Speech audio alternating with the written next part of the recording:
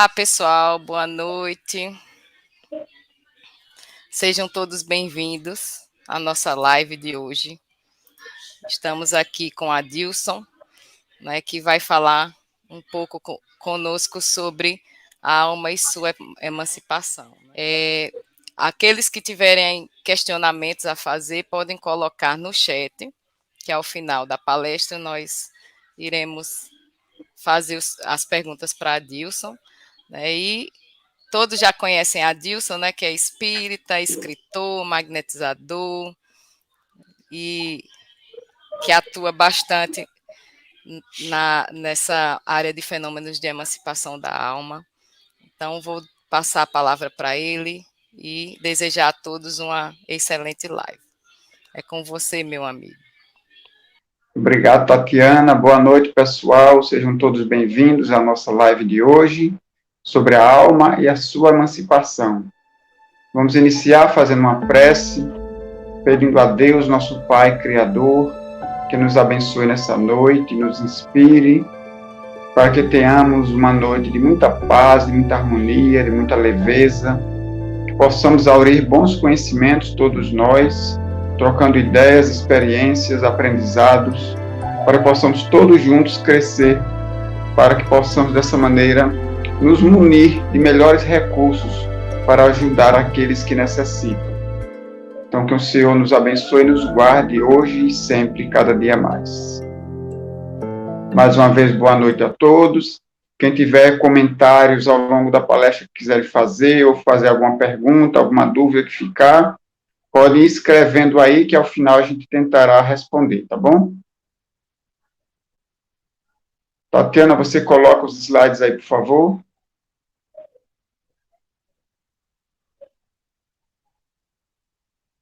Bom, vamos então passar aqui adiante. Nós vamos, ao longo dessa nossa palestra, nós vamos utilizar alguns casos verídicos de pessoas que nos mandaram, e também de outras literaturas, de algumas literaturas sobre magnetismo e até do próprio Evangelho mesmo, mas que todos estão inseridos no meu livro Ânima, os Fenômenos de Emancipação. Então, através desses casos, nós vamos fazendo alguns comentários e tecendo algumas considerações a respeito dos fenômenos de emancipação da alma. Esse primeiro caso foi de uma pessoa que me passou. Quando adolescente, uma senhora grávida foi na nossa casa, era comadre da minha mãe. Quando a vi, senti algo esquisito e disse para mim mesma, essa moça vai morrer de parto. E no dia em que entrou em trabalho de parto, o marido dela foi chamar meu pai de madrugada para aplicar uma injeção nela, pois estava em sofrimento. Naquela época, no interior, o estojo de aplicar injeções era compartilhado, e meu pai havia emprestado. Pediu para ele buscar, e quando ele voltou, disse ao meu pai que não precisava mais ir, porque ela havia falecido.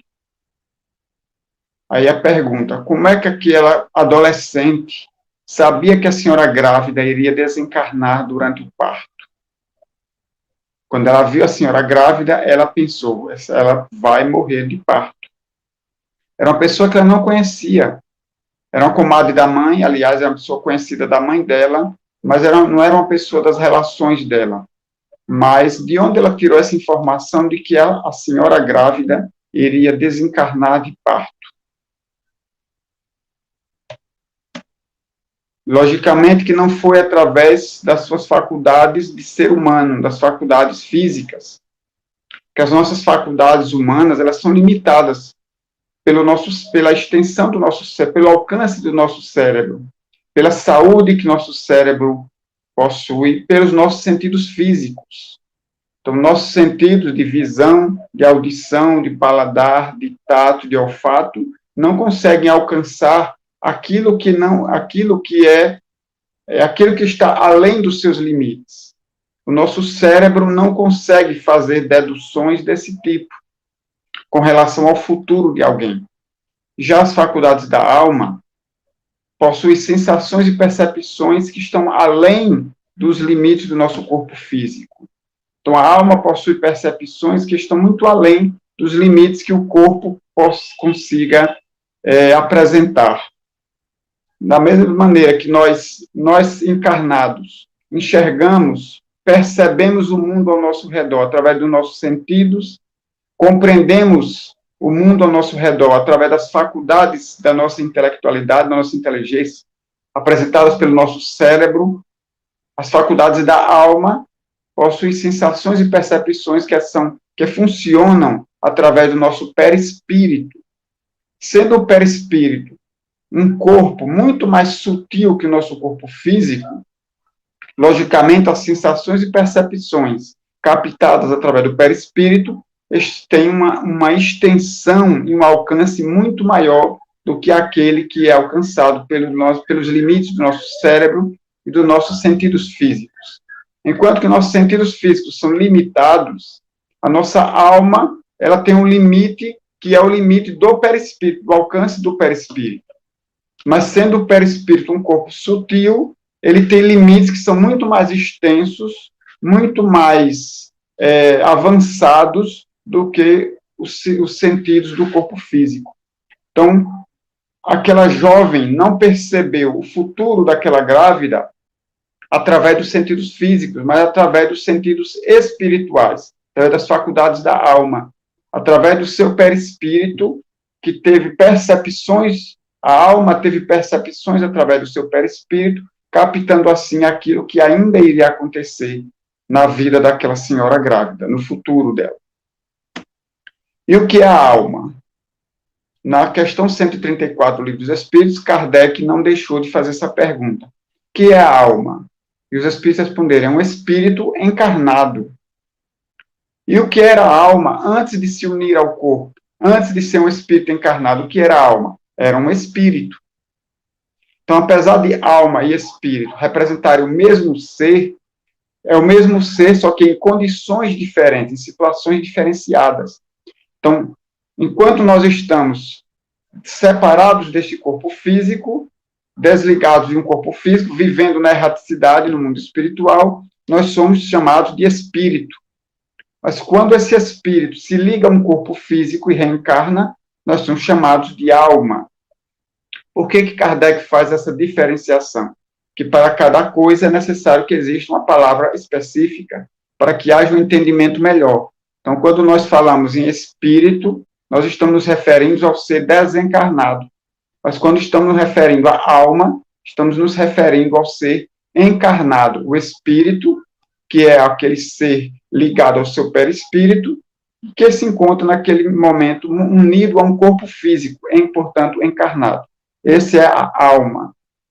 E é nesse sentido que nós vamos entender aqui, ao falarmos de alma e de sua emancipação. E o que é a emancipação da alma? É a capacidade que ela tem de sentir-se, de tornar-se livre, independente. É quando ela se emancipa, ela se torna livre e independente, num sentido relativo, parcial e temporário. Porque em sentido absoluto, somente quando há o desencarne, onde este ser vai deixar de ser alma e vai tornar-se espírito. E há duas formas de acontecer a emancipação da alma: através de um desprendimento dela ou através de uma expansão dos fluidos perispirituais. Então, aqui nós vemos que há alguns fenômenos de emancipação da alma, há aqueles que dependem de um desprendimento da alma, quando ela se desprende do corpo físico, que é através do fenômeno do sono e dos sonhos, do desdobramento, na catalepsia, na letargia, no sonambulismo e no êxtase, e também alguns outros estados, como no desmaio, no estado de coma, fenômeno de morte aparente, na mediunidade, na hipnose, pode funcionar a emancipação da alma através de um desprendimento do corpo físico. Mas há outros casos em que não há necessidade de um desprendimento. Uma expansão perispiritual já é o suficiente para promover essa liberdade, essa independência da alma, como nos fenômenos de dupla vista, fenômeno da telepatia, e alguns fenômenos de mediunidade. Alguns necessitam de desprendimento, outros funcionam somente com expansão perispiritual.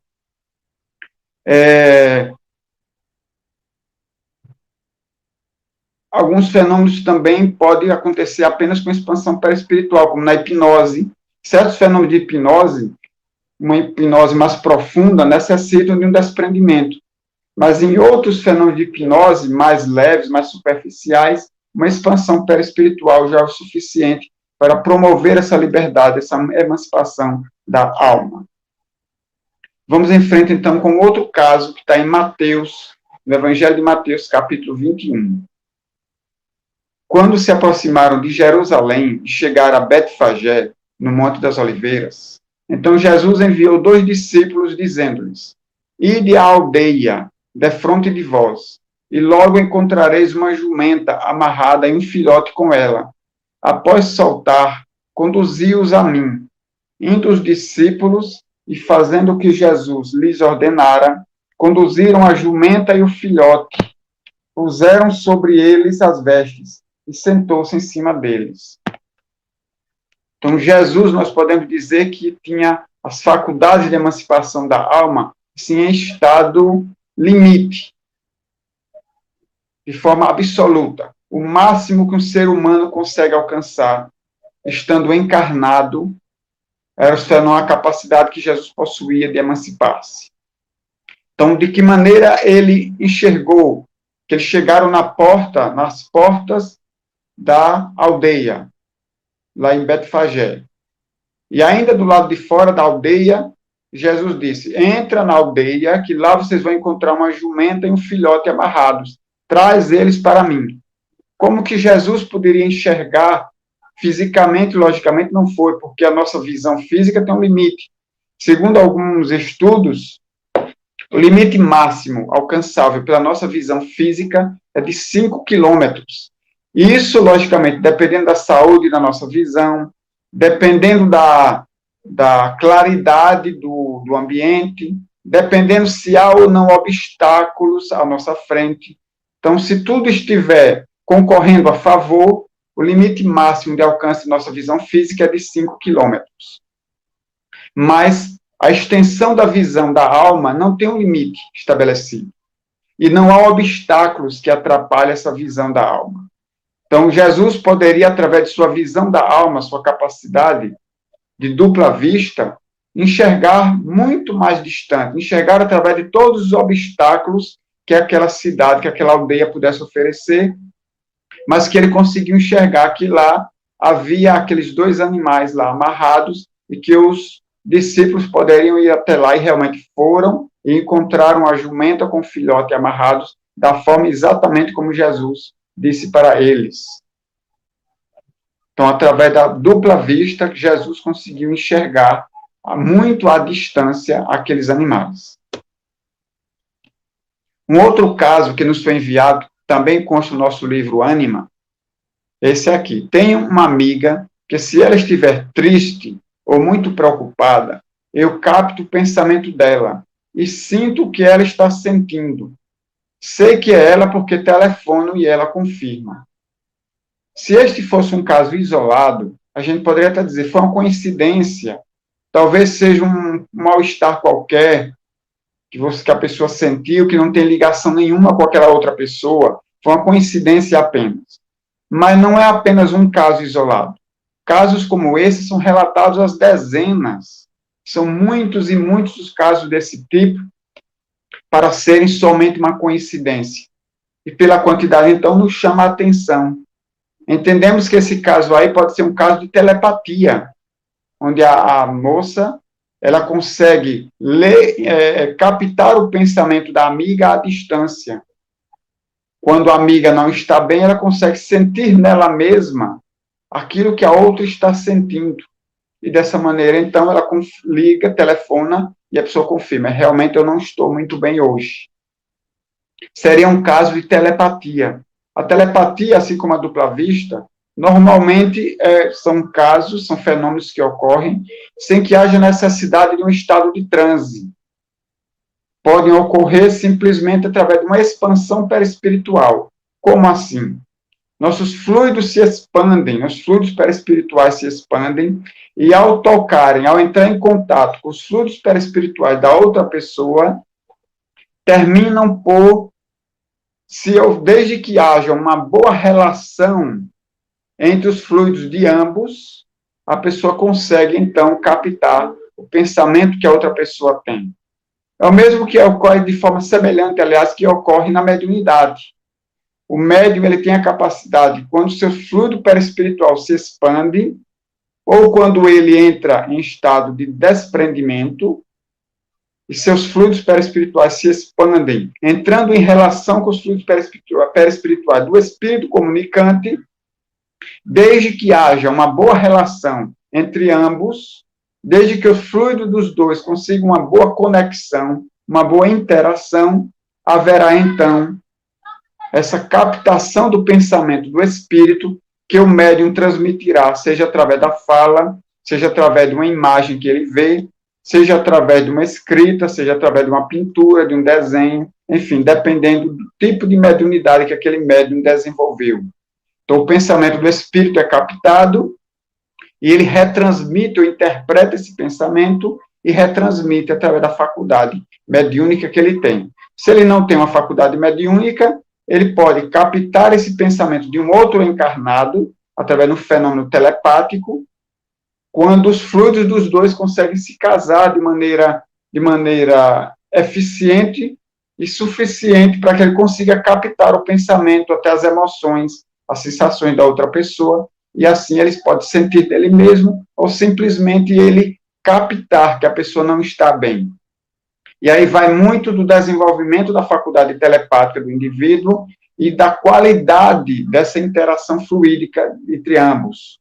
Então, quanto melhor essa relação fluídica entre ambos, e quanto mais desenvolvida essa faculdade de telepatia no indivíduo, mais detalhes ele poderá captar daquilo que o outro está sentindo. Ele pode captar apenas o pensamento, ele pode captar, além do pensamento, ele pode captar emoções, ele pode captar sensações também, ele pode simplesmente captar a ideia daquilo que o outro está passando, ele pode captar o pensamento de uma forma vaga, ou de uma forma mais nítida, mais lúcida, com menos detalhes ou com mais detalhes, enfim, dependendo da faculdade que ele tenha desenvolvido e dessa interação fluídica, magnética, o fenômeno pode se desenrolar de uma maneira mais superficial ou mais desenvolvida, mais abrangente, mais nítida.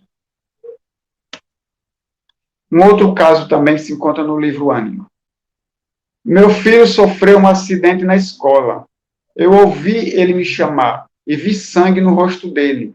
Ele tem apraxia severa e não falava à época. Ou seja, a criança estava no colégio e a mãe, eu não sei, não deu para entender se ela estava em casa, se estava no trabalho, se estava na rua, enfim, não estava próximo da criança, não estava no colégio em que a criança se encontrava. E a criança não falava, mas ela ouviu a criança lhe chamar.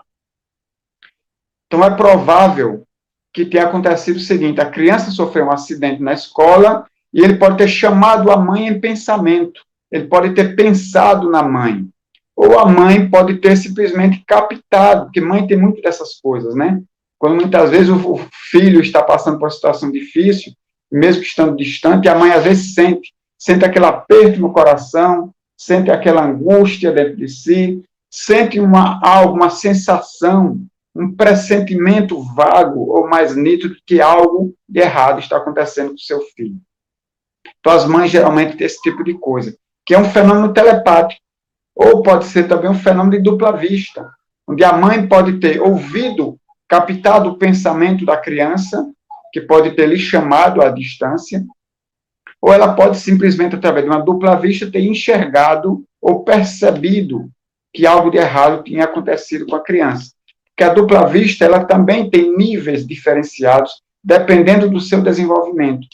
Então, num nível mais rústico, vamos dizer assim, menos desenvolvido da dupla vista, a pessoa pode ter somente um pressentimento vago. Mas, se ela for mais desenvolvida, ela pode perceber, captar imagens, pode captar ideias mais desenvolvidas ou mais superficiais, pode perceber, muitas vezes, algo que está acontecendo, mas que não foi dito, que não foi falado, mas que ela pode perceber como algo, uma imagem que vem à sua mente, ou é mesmo uma imagem que surge à sua frente naquele ambiente.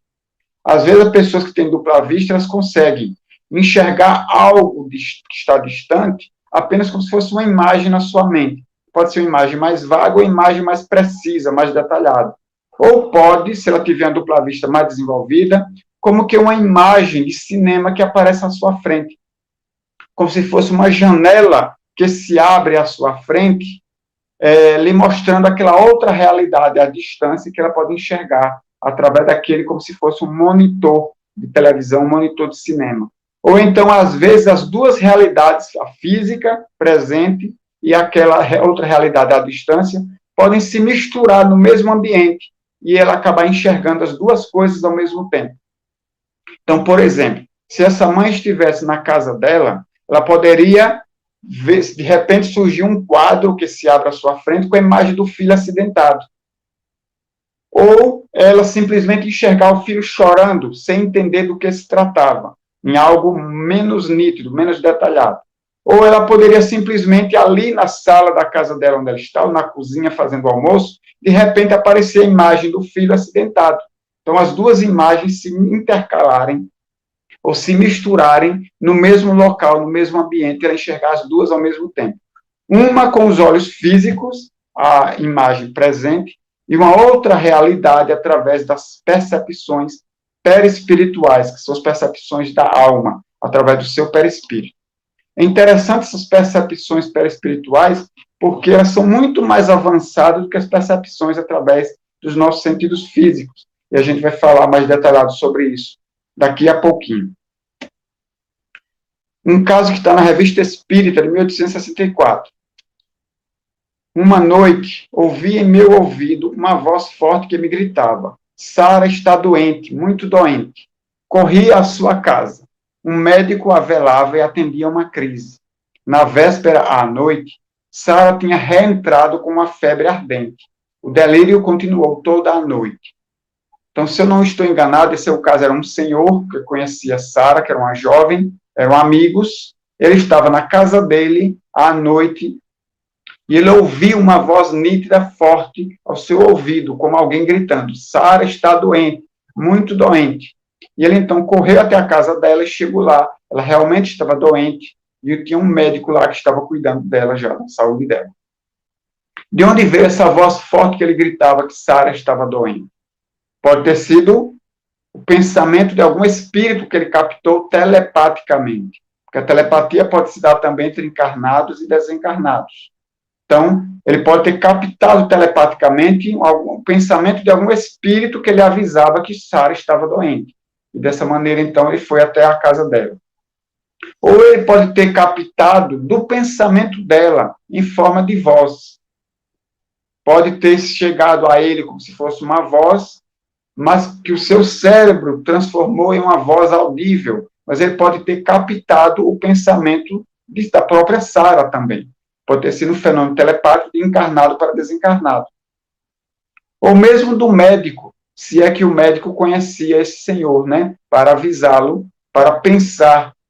Talvez ele possa pensar: puxa, seria interessante avisar fulano de tal. Seria bom que fulano de tal estivesse aqui para ficar junto com a amiga. E esse pensamento dele poderia chegar até esse senhor, ele captar telepaticamente o pensamento dele, e seu cérebro fazer uma interpretação, uma transmutação de pensamento para a voz audível. Da mesma maneira que os médiuns fazem com o pensamento que vem dos espíritos. Então, o médium audiente, ele não ouve a voz dos espíritos, ele capta o pensamento do espírito e seu cérebro transforma aquele pensamento em uma voz que ele consegue ouvir. Esse outro caso é muito interessante, de uma amiga que me enviou também, ainda nesse ano, 2022. Estava eu numa consulta com um pneumologista, quando a filha dele, a filha do médico, ligou, e eu disse para o médico que podia atender a ligação. Enquanto eles conversaram brevemente por telefone, observei a respiração dele cansada, os olhos lacrimejantes, e comecei a ficar inquieta. Quando desligou o celular, eu perguntei se ele estava sentindo alguma coisa, e ele disse que era só uma gripezinha. Mas eu disse para ele que não era só isso. Olha que paciente ousada, dizer para o médico que o médico estava doente. Pedi para ele fazer um raio-x dos pulmões. Pedi que ele deixasse eu averiguar sua temperatura. Estava com um febrão de quase 40 graus. Provavelmente, essa paciente ela devia ter conhecimentos médicos. Ser enfermeira ou ser médica mesmo. E esse médico se mostrou bastante humilde, né? Porque deixou que ela, sua paciente, tirasse sua temperatura e averiguasse que ele estava com um febrão de quase 40 graus. Pedi a ele que se medicasse e que fosse para casa para repousar, porque ele estava com pneumonia dupla. No dia seguinte, eu retornei à clínica para levar os resultados do meu exame. E tinha outro médico no lugar dele. Perguntei por ele e o outro médico me disse que ele estava internado na mesma clínica com pneumonia nos 2 pulmões. Ele já era um senhor de uns 70 anos de idade, mais ou menos. Como que essa paciente sabia que o seu médico estava com pneumonia dupla? Somente pelos sinais exteriores que seus sentidos físicos captaram? Ela captou que a respiração estava cansada, os olhos lacrimejantes, né? Então, estava dando alguns sinais físicos de que ele estava com algum problema de saúde. Ela percebeu isso, qualquer pessoa prestando um pouquinho de atenção poderia também perceber. Mas será que foi apenas estes sinais suficientes para ela diagnosticar que ele estava com a pneumonia dupla nos 2 pulmões? Mesmo que ela fosse uma médica extremamente experiente e capacitada, os sinais exteriores talvez não fossem suficientes para ela fazer esse diagnóstico tão preciso. E com tanta, vamos dizer assim, com tanta convicção, ela dizer para ela, você está doente, vá para casa e descanse, porque você está com pneumonia dupla. Ela dizer para o médico, e ele realmente estava, como depois foi confirmado. Como é que ela captou? Então, logicamente, não foi pelos sentidos físicos, mas pelos sentidos anímicos, pelos sentidos da alma, pelas percepções que a alma, naquele momento, pôde utilizar. Ela, preocupada com ele, entrou numa relação de empatia com ele. E nessa relação de empatia, ela criou uma relação magnética, uma relação fluídica. Seu perispírito, então, consegue contactar o perispírito do médico. E nessa ligação perispírito a perispírito, ela consegue perceber pelos seus sentidos interiores, que são os sentidos da alma, que ele estava realmente com uma doença grave e precisava se cuidar. É um fenômeno de emancipação da alma. Pelo que eu entendi, é um fenômeno de dupla vista. Não foi uma captação de pensamento, que ele próprio não sabia, ele achava que só tinha uma gripezinha. Talvez ele soubesse, mas estivesse se enganando. Mas se ele soubesse, ele não estava ali trabalhando daquela maneira. Ele não tinha nem feito os exames, ele só fez depois que ela alertou a ele com relação a esse diagnóstico. Então, provavelmente foi um processo de dupla vista, onde ela pôde captar, perceber a situação em que o corpo físico dele se encontrava. Então, as faculdades da alma, como estamos falando, elas são muito mais avançadas do que as faculdades do nosso corpo físico. Por isso que a alma se aproveita de qualquer oportunidade que surja, ela se aproveita para se desprender, para se emancipar. Até mesmo um simples cochilo, quando a gente está andando de ônibus, por exemplo, dá aquela cochilada, ou então a gente está no sofá assistindo televisão, assistindo um filme, e dá uma pequena cochilada. Nessas cochiladas, a alma se aproveita para se desprender do corpo físico, para se emancipar, porque o que ela mais deseja é se livrar desse corpo físico, que para a alma é uma verdadeira prisão. Prisão por quê? Porque encarcera a alma. A alma não se sente livre estando presa a um corpo físico, porque todas as suas capacidades vão se encontrar extremamente limitadas por causa da materialidade desse corpo físico. Como eu disse no início, da mesma maneira que nosso corpo tem as suas percepções, suas capacidades limitadas pela capacidade do nosso cérebro, do nosso sistema nervoso, pela saúde que ele apresenta, pela extensão, pelos limites que ele possui, e também nossos sentidos físicos. Então, como eu falei, a nossa visão ela tem um maior alcance máximo, desde que todas as condições sejam propícias, que não haja obstáculos à frente. de enxergar até uma distância máxima de 5 quilômetros. Mas as percepções da alma se estendem de maneira quase infinita. Não há um limite estabelecido para a distância que a alma pode alcançar. A alma, então, ela enxerga além dos limites que o corpo físico alcança. E enxerga através de obstáculos. Então, eu não consigo enxergar vocês porque a distância não permite, além de que há muitos obstáculos que nos separam uns dos outros. Então, não tem como eu enxergar vocês através dos olhos físicos. Mas para a alma, não existem obstáculos materiais intransponíveis. Então, tanto a alma consegue enxergar à distância, através de obstáculos, como consegue perceber através do tempo, tanto no passado quanto no futuro. Então, há casos de pessoas que, através de uma dupla vista, ou através de um sonambulismo magnético ou natural, conseguem enxergar, por exemplo, coisas que já aconteceram e que ele não presenciou. Coisas, por exemplo, há casos de mães cujos filhos se encontram na guerra e a mãe consegue perceber que o seu filho desencarnou na guerra antes que essa notícia lhe chegue. E muitas vezes ela sente uma angústia, uma tristeza muito grande, porque ela tem uma convicção muito forte dentro de si que seu filho desencarnou na guerra ou que algo muito grave aconteceu com ele à distância, mesmo antes de que essa notícia lhe chegue, seja através de carta, seja através de um telefonema, hoje através de uma mensagem de WhatsApp, de uma rede social. Então, ela consegue perceber coisas do passado, consegue perceber coisas que podem ter acontecido no passado de outras vidas, ou mesmo que ainda irão acontecer, seja daqui a 10 minutos, daqui a um ano, nas próximas encarnações, ou daqui a um século, como o caso dos relatos que estão no livro Apocalipse, de João, onde João, há 2000 anos atrás, na ilha de Pátimos, ele teve visões em que a sua alma conseguia penetrar o futuro, alcançar o futuro, onde ele conseguiu então prever, com a linguagem daquilo que ele conhecia na época, todos os sucessos, tudo aquilo que iria acontecer nesses tempos em que nós estamos vivendo de transição entre mundo de expiação e provas e mundo de regeneração, né? Então, coisas que já vêm acontecendo há alguns séculos e que continuam ainda a acontecer, foram previstas pelo apóstolo João há 2000 anos atrás. Através das percepções da alma, logicamente, né? Então, aquilo que ele via, ele não conseguia entender. Por quê? Porque era algo que não fazia parte da sua visão. Então, enxergar, por exemplo, aviões bombardeando a cidade. Logicamente, ele não sabia o que era um avião. Então, ele não tinha como usar essa palavra.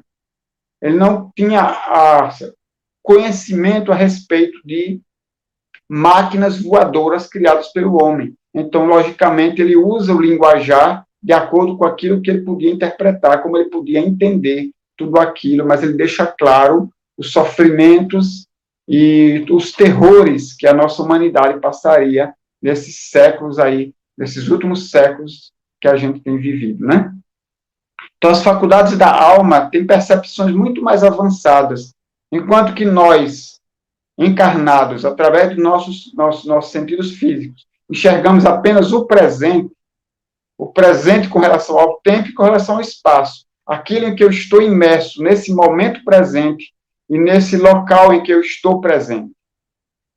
Enquanto isso, a alma consegue estender a sua visão, suas percepções ao longo do tempo, seja passado ou futuro, até porque para a alma o passado e o futuro não existem, só existe o presente, e através do espaço, sem limites precisos aí de distância para essas percepções.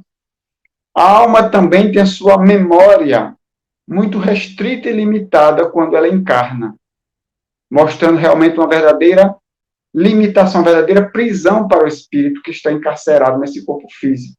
Então, enquanto para nós encarnados, a memória é apenas aquilo que nós conseguimos evocar através de um fenômeno, de um esforço de lembrança, nós buscamos nos lembrar daquilo que nos aconteceu, que está guardado na nossa memória, e quando a gente lembra, a gente tem uma imagem mental mais ou menos vaga, mais ou menos precisa daquilo que a gente está evocando, enquanto a alma, quando ela evoca uma lembrança do passado, esse passado se torna presente novamente e ela revive toda a situação. Não é apenas uma imagem mental, mas é toda uma ambientação, uma revivescência de tudo que aconteceu e que volta a acontecer tudo novamente.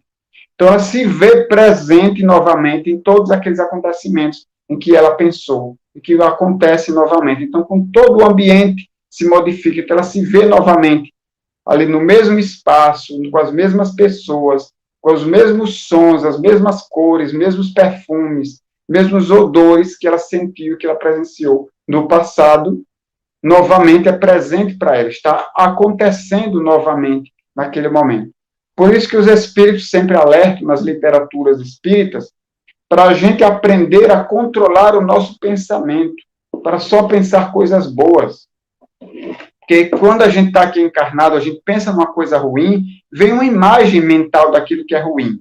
E essa imagem, ela se plasma nos fluidos perispirituais. Aquela imagem, ela toma corpo, som, cor, cheiros, movimentos. Essas imagens podem ser vistas por outros espíritos. Mas quando a gente desencarna, esse pensamento ruim, ele toma corpo e toma forma, e a gente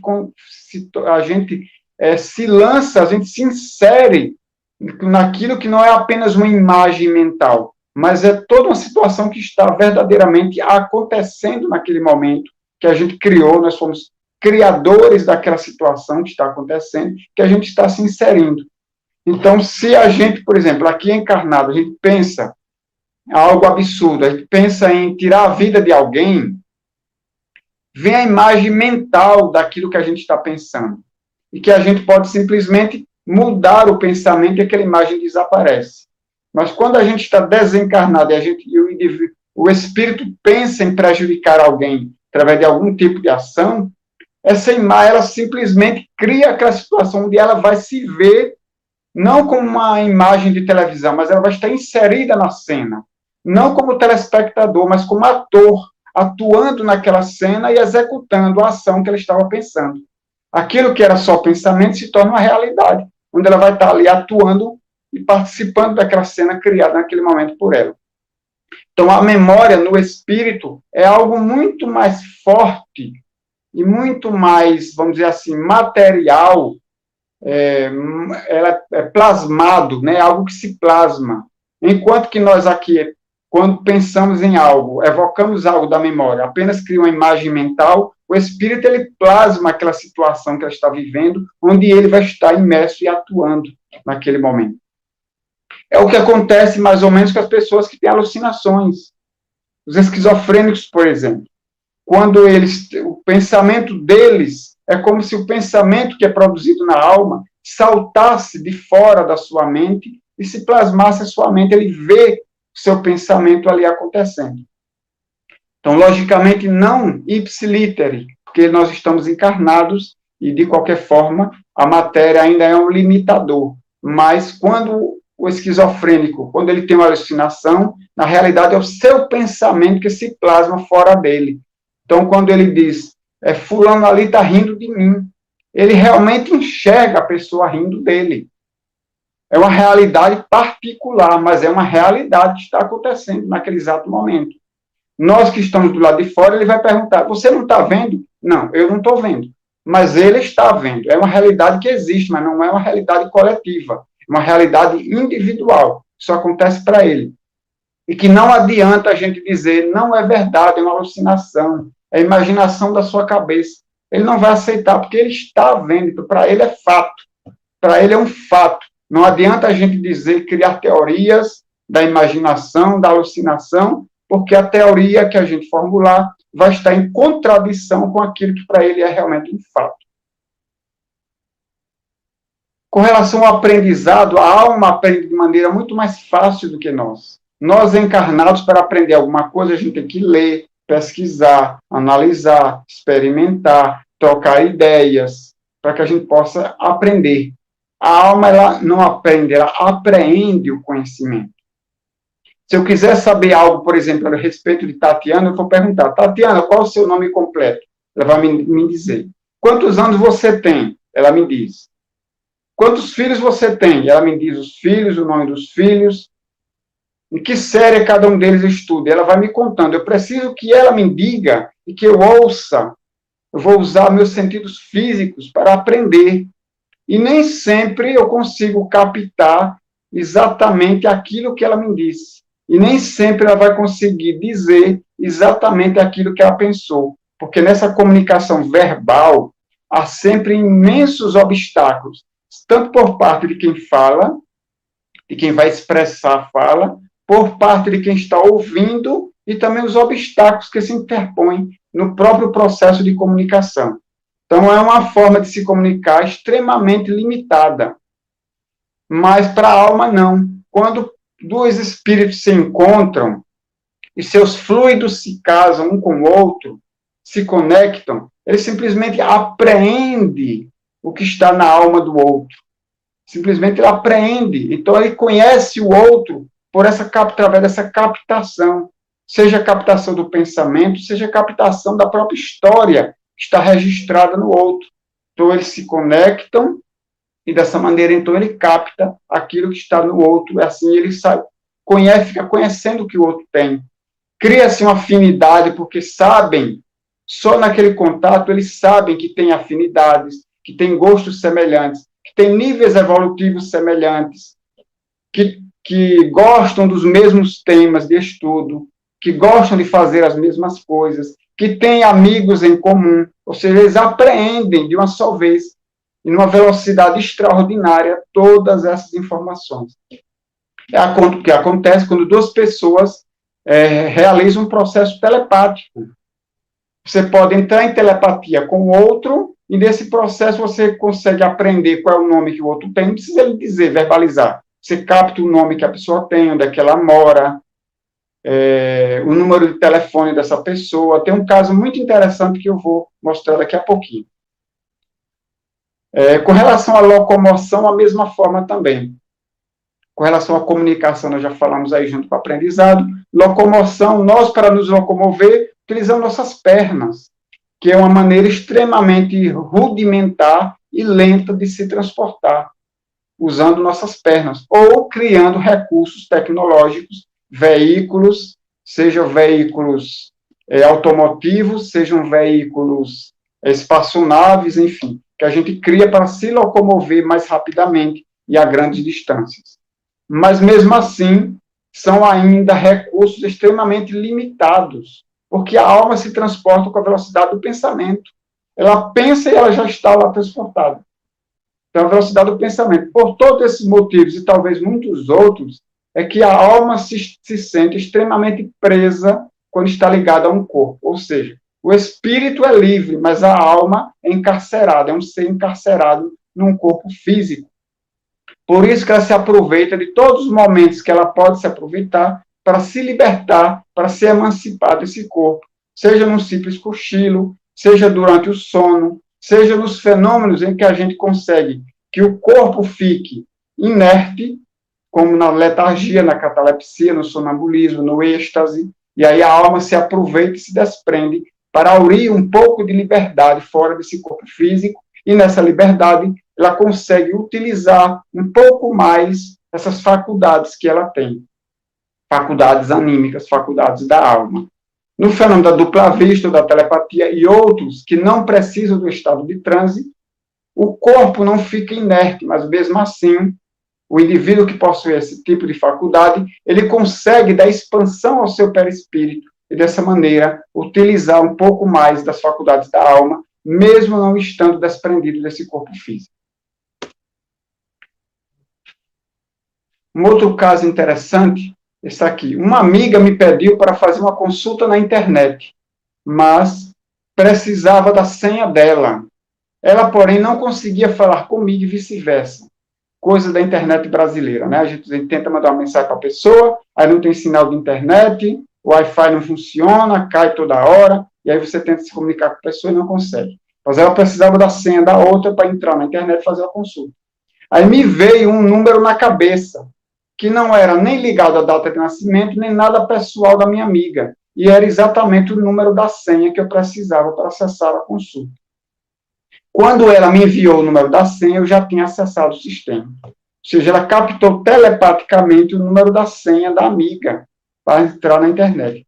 Imagine se todo mundo começar a ter essa capacidade de telepática, né? Começar a captar a senha uns dos outros, aí vai ser a festa, né? Vai estar feita a festa, que todo mundo vai acessar a senha de banco, vai sacar dinheiro e por aí vai.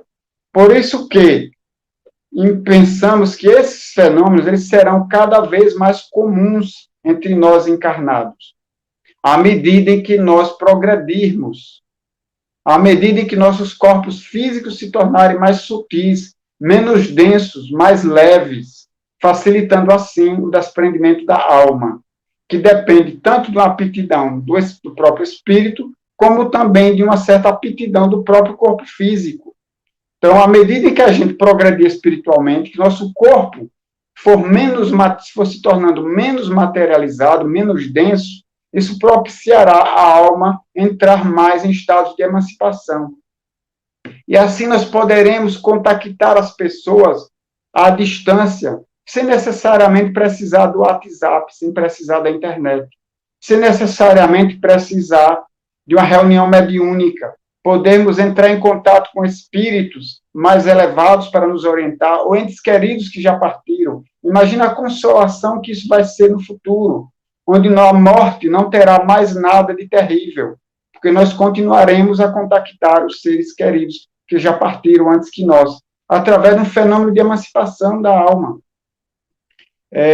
Ou então as próprias pessoas encarnadas, podemos nos transportar em pensamento, em desprendimento para outros lugares, e podemos nos encontrar com amigos, fazer reuniões sem precisar sair de casa, sem necessidade de internet. Podemos nos reunir uns com os outros, trocar ideias, estudar, aprender em conjunto, mantendo o corpo físico cada um na sua casa, mas se transportando animicamente. Isso aqui é o último slide que eu vou mostrar. Havia vários outros, mas o tempo não nos permite, senão a gente se alongaria muito.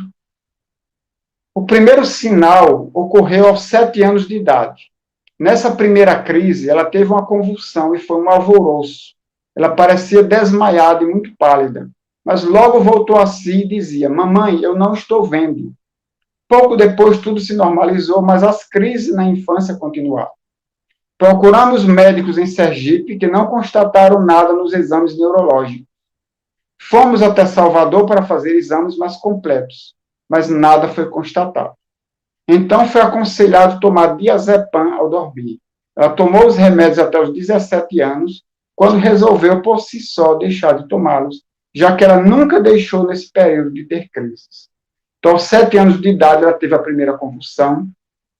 Nada foi constatado neurologicamente, nem por médicos aqui em Sergipe, nem em Salvador. E durante 10 anos da sua vida, ela tomou remédios psiquiátricos antes de dormir para conter essas convulsões. Mas ela acabou deixando os remédios de lado por conta própria, porque ela nunca deixou de ter essas crises convulsivas, né, onde ela parecia desmaiada. E aí a gente faz a pergunta: psiquiatria ou magnetismo? Qual dos dois seria mais eficiente no tratamento dessa pessoa, né? Dessa criança que se tornou aí uma jovem? Seria mais adequado? Tratamento psiquiátrico ou tratamento magnético? Será que ela realmente tinha um problema psiquiátrico a ser tratado? Neurológico ela não tinha, os exames não constataram absolutamente nada. Mas será que ela tinha realmente um problema psiquiátrico a tratar?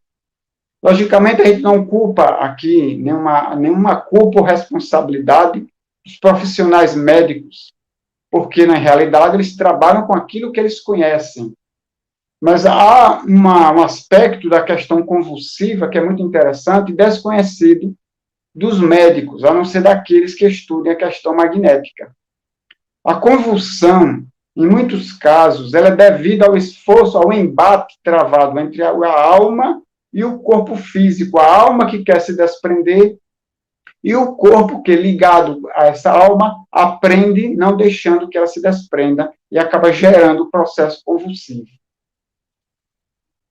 Então, muitos casos, nesses, logicamente, que não tem nenhuma constatação neurológica, arriscaria-me dizer que é um destes casos, em que o espírito tenta entrar em emancipação, mas o corpo resiste, que o corpo prende o espírito a si, mantendo a alma cativa.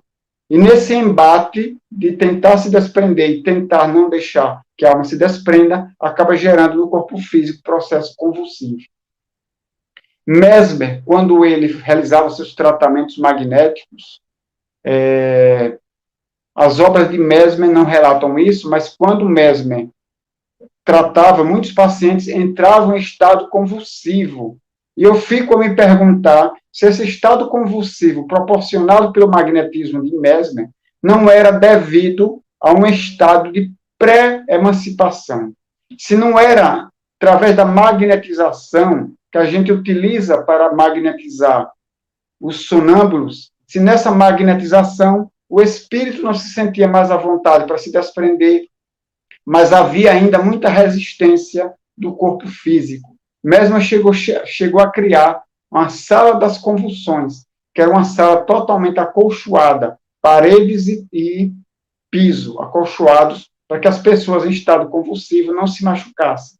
Então, a pessoa entrava em convulsão, ele colocava lá na sala, e depois levava mais outro, e mais outro, mais outro. Todos aqueles que entrassem em convulsão durante o tratamento magnético, colocava lá na sala convulsiva, de convulsões. Então, me arrisco a pensar que esses casos seriam casos em que a alma estava tentando ali se desprender, graças àquele reforço dado pelo magnetismo de Mesmer, que só foi descoberto mais adiante através de Marquês de Puisegui, através do fenômeno de sonambulismo. Conversando uma certa vez com uma enfermeira magnetizadora, numa das viagens que eu fiz pelo interior de São Paulo, conversando com ela sobre este aspecto das convulsões, ela dizia, realmente, na clínica onde eu trabalho, que ela trabalhava, se não me engano, numa clínica neurológica, chegam vários casos desses. Casos de pessoas que convulsionam.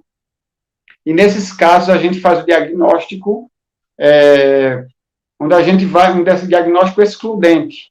A gente faz o exame, vai diagnosticando, vai eliminando as doenças que poderiam ser causadoras. Então, vai fazendo os exames, vai eliminando. Isso aqui não é essa doença, não é essa, não é essa. Até que chegar em determinados casos em que não há explicação. Não há nenhuma doença que explique a convulsão. Não há nenhum achado neurológico ou qualquer outra explicação médica para, dentro do conhecimento médico, que justifique que o indivíduo convulsione. Mas ele convulsiona. Logicamente, ele está no hospital, vai se aplicar algum tipo de tratamento de acordo com o conhecimento médico.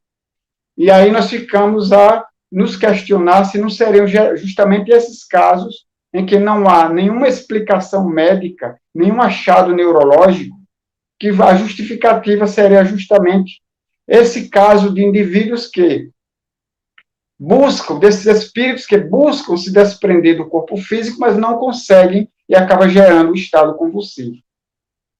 Há anos atrás, chegou no Paulo de Tarso, no Instituto Espírita Paulo de Tarso, uma criança que tinha muitas convulsões. Eram várias convulsões que ele tinha diariamente. Fazia tratamento médico para reduzir as convulsões, e o médico já estava prestes a fazer uma cirurgia cerebral para extrair uma parte do seu cérebro para que as convulsões cessassem. E foi levado esse caso para a nossa reunião de sonambulismo. E pedimos a duas sonâmbulas para verificar o caso dele. E uma das sonâmbulas conseguiu sentir tudo aquilo que ele sentia, que eram vários choques elétricos no cérebro, como se o cérebro estivesse recebendo choques, e de uma maneira muito angustiante, muito difícil, que a sonâmbula pediu, inclusive, para ser retirado daquele estado de transe. A outra sonâmbula não sentiu em si mesma todos esses aspectos, mas ela conseguiu relatar, fazer um relato mais detalhado da situação. E ela disse que aquele caso era um caso de uma criança, o espírito, não satisfeito com a sua encarnação. Ele buscava se ausentar do corpo, mas o corpo prendia o espírito, não permitia esse desprendimento e gerava, então, um estado convulsivo. Que o tratamento deveria ser através do magnetismo. E feito o tratamento adequado, ele poderia não precisar fazer a cirurgia que iria retirar uma parte do seu cérebro. Pena que esse caso não deu continuidade porque a mãe não levou mais a criança. Na realidade, o que a mãe disse foi que a criança não quis mais ir, e então ela respeitou a vontade da criança e não levou mais. Não podemos dar continuidade a esse tratamento e observar melhor. Seria um caso muito interessante para estudos. Bom, gente, nós vamos ficar por aqui, senão nós iríamos nos alongar muito. Teríamos vários outros casos para apresentar, mas deixo a vocês que procurem aqui. Se quiserem ler esses casos ou diversos outros que eu iria apresentar, e mais outros ainda, que eu não coloquei nos slides, busque no livro Animals, Fenômenos de Emancipação, que pode ser adquirido através da loja virtual da editora, que é www.clubedeautores.com.br. clubedeautores.com.br. Lá você encontra o livro para adquirir, que além de você poder estudar, ser um livro de estudo sobre os fenômenos de emancipação da alma, é também uma ajuda que você vai estar dando para a manutenção do projeto social do Instituto Espírita Paulo de Tarso, que é o projeto Pão e Luz, que dá assistência a dezenas de famílias, a cerca de 200 famílias carentes que vivem numa comunidade da Grande Aracaju, onde se dá assistência material, espiritual e evangélica para crianças, jovens, adultos e idosos da comunidade. Então, nós ficamos por aqui na nossa apresentação. Tatiana, agora é com você. Se tiver perguntas ou comentários aí, estamos à disposição. Olá, tá me ouvindo? Sim, estou. Por enquanto tem uns comentários, né? Vou relatar alguns aqui. Sim. Enquanto você ia apresentando, algumas pessoas iam comentando algumas coisas. Por exemplo, Lúcia Machado, ela disse que é frequente ela sentir dor de cabeça no lado direito e sente no mesmo momento do lado esquerdo. Seria interessante saber se ela já fez exames, né, para verificar se há problemas que justifiquem, né, de um ou dos dois lados. Se ela ainda tiver aí, responda, viu, Lúcia? Se você já fez. Que a dor de cabeça por si só não representa o fenômeno de emancipação da alma, né? Paulo Cunha. Conhece Paulo Cunha? Sim, nosso amigo Paulo Cunha. Ele diz que, por vezes, ele pensa em alguma pessoa a qual não vê há muito tempo e acaba, logo depois, tendo alguma notícia ou a mesma entra em contato com ele. De repente, a outra pessoa capta o pensamento dele, né? Ele pensa na outra pessoa capta e acaba telefonando. Aí vem na mente da outra pessoa lá o nome Paulo, nunca mais eu falei com Paulo, eu vou ligar. Aí liga para Paulo. Pode estar acontecendo isso. Lúcia está dizendo que, no caso, quem sente no lado esquerdo é a irmã dela. Ela sente no lado direito, enquanto a irmã está com dor de cabeça do lado esquerdo.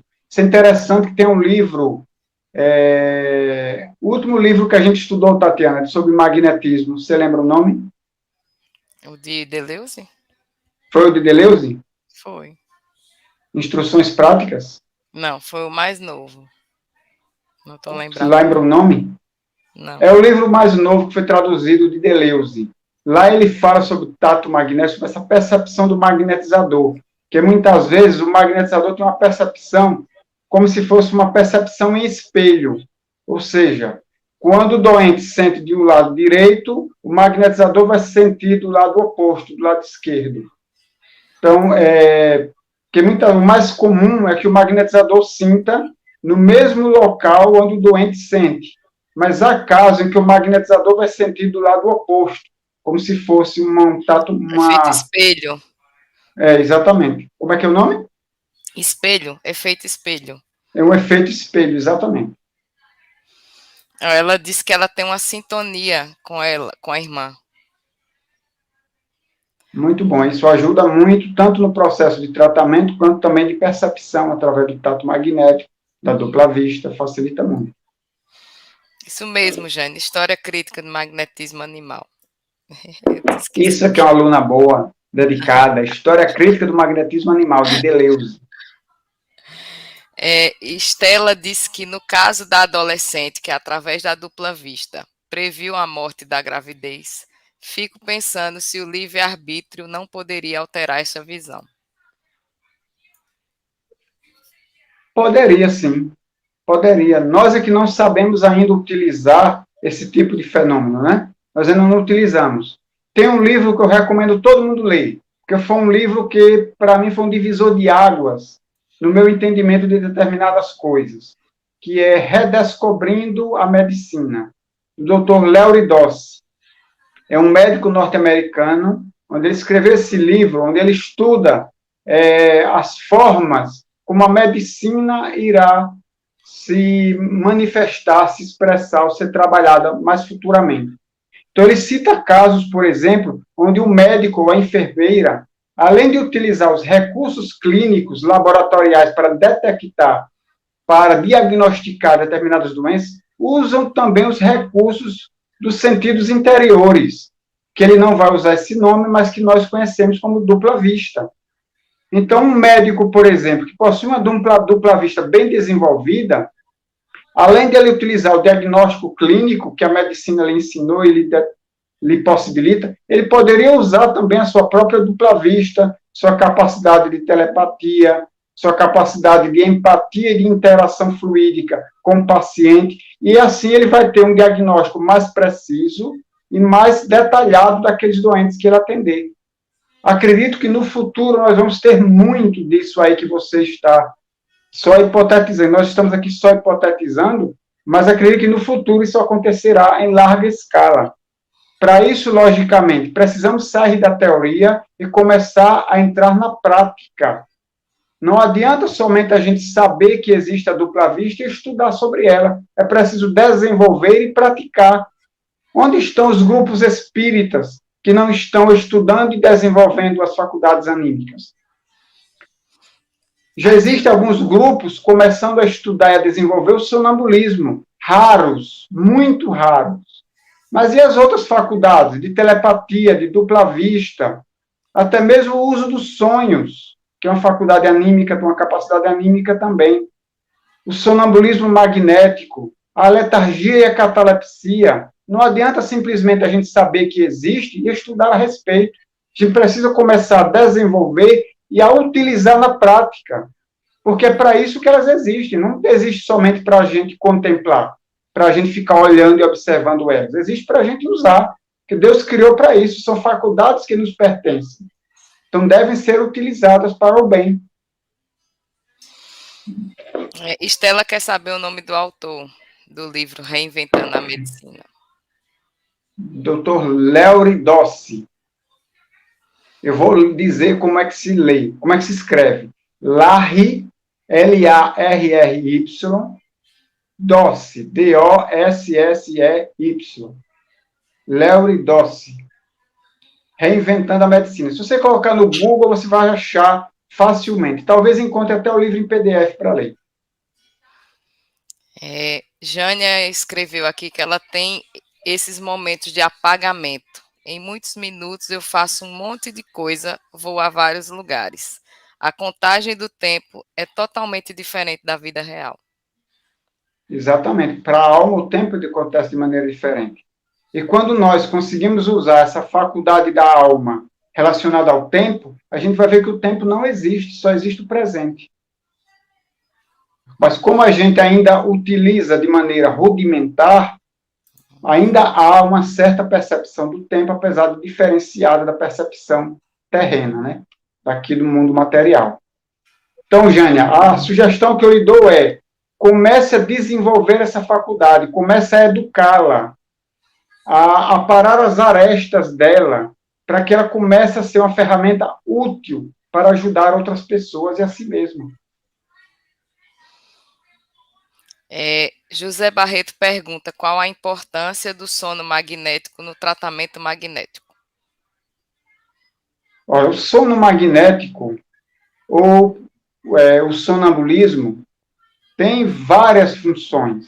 Dentro dos tratamentos magnéticos, ela pode ter a função de diagnosticar melhor, mais profundamente, mais detalhadamente, as afecções, as queixas, as doenças de determinadas pessoas, porque quando a gente vai ao médico, ele vai diagnosticar aquilo que se relaciona ao nosso corpo físico. Ou se a gente vai a um psiquiatra, um psicólogo, ele vai diagnosticar aquilo que se refere às nossas emoções. Mas o sonâmbulo, ele consegue um diagnóstico muito mais completo, porque ele consegue diagnosticar como é que nós estamos energeticamente, fisicamente, emocionalmente, espiritualmente. Como é que a gente se encontra com relação aos nossos relacionamentos na nossa vida interior. Enfim, ele consegue um diagnóstico muito mais detalhado, apesar de menos preciso do que o diagnóstico médico relacionado ao corpo físico. Os sonâmbulos ainda não têm uma boa precisão, ainda deixa muito a desejar nesses diagnósticos. E também um outro objetivo, outra função do sonambulismo, do sono magnético, não só diagnosticar, mas também orientar como aquela pessoa pode ser tratada magneticamente. Há outras funções também ainda pouco desenvolvidas e pouco menos ainda utilizadas, é usar o sonâmbulo como um curador. Ele ir até o doente, se deslocar até onde o doente se encontra, diagnosticar e já aplicar um passe, já fazer a aplicação do passe, que pode ser à distância ou pode ser presencial, porque ele se desprende e vai até onde o doente se encontra. E fora dos tratamentos magnéticos, há várias outras funções nas quais pode ser utilizado o sonambulismo, como, por exemplo, para estudar a alma, como fenômeno de regressão de memória, pode ser utilizado nos tratamentos psicológicos, nas psicoterapias. Existem muitos hipnoterapeutas que trabalham com estados hipnóticos, com estados de transe. Enfim, há várias formas de se utilizar o sonambulismo, seja na área da saúde, do tratamento, seja em outras áreas, na área do estudo e do conhecimento. O que mais, Tatiana? Fausto, lembra de Fausto? Sim, nosso amigo Fausto do Curitiba. Também está aqui. Ele está dizendo que essa é a grande questão. O movimento espírita não se aprofunda nos fenômenos de emancipação da alma. Olha, Fausto, eu diria o seguinte, eu aprendi uma coisa, eu tenho 33 anos de espiritismo, sempre lidando com grupos espíritas. A maior parte desses anos foi lidando com grupos espíritas. Seja grupo de estudo, grupos mediúnicos, grupos de magnetizadores, seja fazendo palestras, seja em seminários, enfim. Foram 33 anos quase que completamente sempre ligados a grupos. Uma coisa eu aprendi. Geralmente, quando a gente realiza um estudo, uma reunião com os espíritas da casa espírita, seja qual casa for, geralmente aqueles que mais precisavam estar presentes não estão. E não adianta a gente se desesperar, se estressar por causa disso, porque eles não vão. A gente não precisa se preocupar com o movimento espírita. Nos preocupamos com aqueles que estão conosco. Não nos preocupemos com o que é o espiritismo, que o movimento espírita está fazendo com os fenômenos de emancipação. Nos preocupemos no seguinte, o que é que eu estou fazendo com os fenômenos de emancipação? Aonde que eu estou contribuindo? Em que é que eu estou estudando, trabalhando e desenvolvendo? Então, não nos preocupemos com aqueles que não querem. E muito provavelmente não vão querer. Nos preocupemos com aqueles que querem. E principalmente com o que nós estamos fazendo. Isso eu acredito que seja o mais importante de fazer. José Barreto pergunta como distinguir o sono magnético do sonambulismo produzido por essa ação. Sono magnético eu entendo como sendo um fenômeno mais geral, mais genérico. Sonambulismo é um sono magnético mais específico, mais profundo. Pessoa que entra em letargia, ela está entrando num sono magnético. Se foi provocado magneticamente, é um sono magnético. Qualquer fenômeno provocado magneticamente, que leva o indivíduo a um estado de transe, de sono, entre aspas, é um sono magnético. Mas ele pode ser, de acordo com as características, pode ser a letargia, a catalepsia, o sonambulismo, o êxtase, mas todos eles são sonos magnéticos. Estela pergunta, no caso do efeito espelho, o magnetizador atende do lado errado? Se ele não se atentar para essa condição, sim. Mas ele tem uma outra ferramenta, que é usar o tato magnético da mão, né? Que geralmente ele vai sentir nele mesmo, do organismo dele, do lado oposto. Mas ele pode usar a mão e fazer o tato e perceber no lado certo. E aí, percebendo do lado certo, ele faz o tratamento do lado correto. E Jânia diz aqui que é difícil encontrar pessoas que queiram estudar. Estude sozinha. Você tem os livros, estude só. Se não tem um grupo para estudar, estude só. Jacomelo, há uns 10 anos atrás, que ele fez um seminário aqui em Aracaju, conversando comigo, uma vez ele disse assim, Adilson, dessas décadas em que eu venho estudando e trabalhando pelo magnetismo, muitas vezes eu desanimei e quis deixar de lado, porque ninguém queria saber mais sobre magnetismo. Eu passei 40 anos divulgando o magnetismo sem aparecer nenhum grupo no Brasil e fora do Brasil. Depois foi surgindo um grupo aqui, aí surgiu um grupo nos Estados Unidos, surgiu um grupo no Rio Grande do Sul, surgiu um grupo aqui em Aracaju, um grupo em Salvador, e depois foi aparecendo grupos espalhados por outras partes do Brasil e fora do Brasil.